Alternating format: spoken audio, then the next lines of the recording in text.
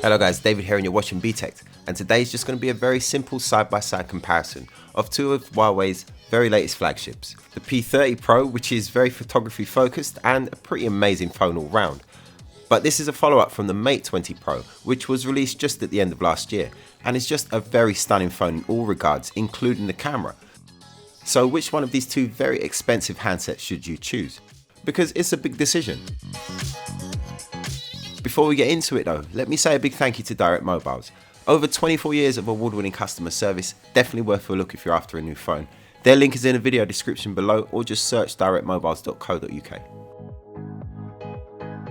The Mate series is a step above the P series when it comes to their flagship lines. The P series is still very well equipped, but is better equipped in the photography department.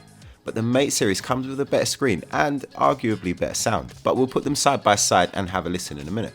But looking at the design, I mean, they're both really good looking phones. The P series has this mirror finish, which is very receptive to the fingerprints, as you can see here.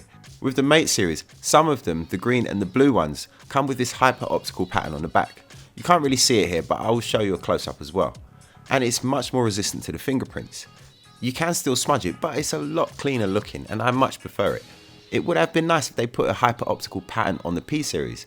But the Sunset version doesn't have a mirror finish to it. It's more of a brush or matte finish, so it's much easier in the fingerprints. Design wise, I think I prefer the look of the P series, but I just wish it had that hyper optical pattern. One slightly annoying thing about the P series is that the camera bump being to one side means that if you try and use it whilst it's lying flat on its back on a table, it will wobble around, which isn't a problem with the Mate 20 Pro. So let's take a look at the camera systems. And we've got a triple camera system on the Mate 20 Pro, even though it looks like there's 4 lenses there. And then there's a quad camera system on the P30 Pro, even though it looks like it's got 3 lenses. If you take a look under the LED flash, there is a tiny little lens which is the 4th camera, which is the 3D time of flight sensor.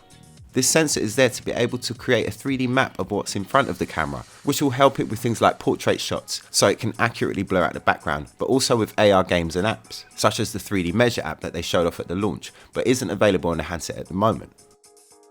From top to bottom, we've got the 40 megapixel Super Spectrum sensor, which is the one that's excellent in low light. Underneath that is the 20 megapixel ultra wide angle lens, which gives some stunning images. Underneath that again, you have a square lens, which is a prism for the periscope style 5x optical zoom. You also get a 10x hybrid zoom with this phone as well. When it comes to the hybrid zooms on both of the phones, they're very good.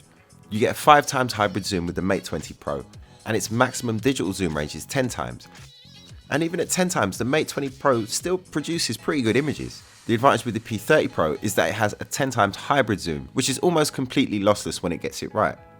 And unbelievably, its maximum zoom range is 50x. But unlike the Mate 20 Pro, at its maximum reach, quality degrades a fair bit. The AR stabilization does do an amazing job at keeping it steady though. When it comes to the screens, the Mate 20 Pro definitely has a clear advantage. It's a QHD Plus screen on the Mate 20 Pro versus a Full HD Plus screen on the P30 Pro.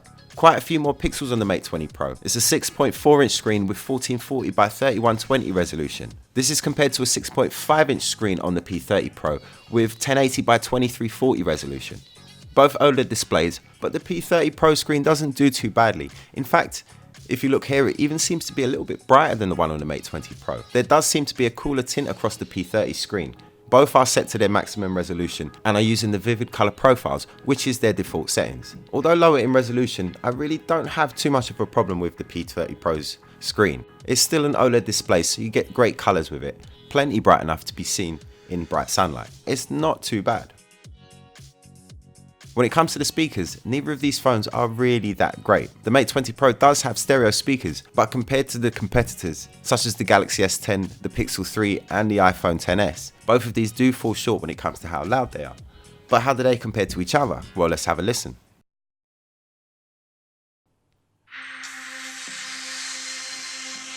This is not a phone. It's a super camera phone. Its superpower? A super sensing Leica quad camera. Now you can find light in the dark with the Super Spectrum camera sensor. It absorbs light in a revolutionary way. This pioneering periscope structure gives you a super zoom.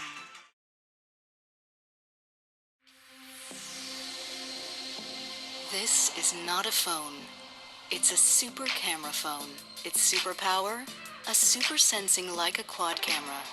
Now you can find light in the dark with the super spectrum camera sensor. It absorbs light in a revolutionary way. This pioneering periscope structure gives you a super zoom. Well, I think they both do sound good, if not very loud. I think the P30 Pro is louder with a clearer sound despite it having a single speaker. Another difference that's definitely worth noting is that the in-display fingerprint scanner works much better on the P30 Pro than it does on the Mate 20 Pro. To be fair, the Mate 20 Pro was the first device it was introduced in, and it has got better over time through updates, but it still doesn't match the reliability of the newer hardware in the P30 Pro. You know, technology moves so fast nowadays. If you are coming from a phone that's a couple of years old, then you'll be really impressed by both of these phones. The jump in technology that we've had in that time is a bigger jump, I think, than ever before. So you'll no doubt be impressed. It boils down to a pretty simple choice. The photography capabilities of both of these phones are incredibly good. Although we're hearing a lot about how great the photography capabilities of the P30 Pro actually are, we're forgetting about how good the Mate 20 Pro is. Yes, the P20 Pro does have a much better low light performance for both photo and video. Plus, it's got that amazing long reach. But those really are the only advantages when it comes to photos.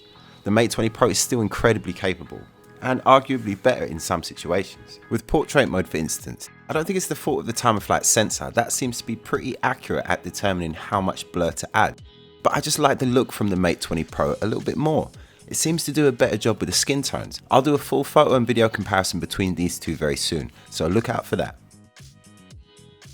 But anyway, that's it from me for now. If you enjoyed this video, then please hit the subscribe button, double tap notifications and smash the like button. You can also follow me on Facebook, Instagram and Twitter, it's at Btekt, or add me on Snapchat at david.btekt. Lots more content on the P30 Pro on the channel right now, so if you haven't seen it, head over there and check it out. My name's David and this is Btekt.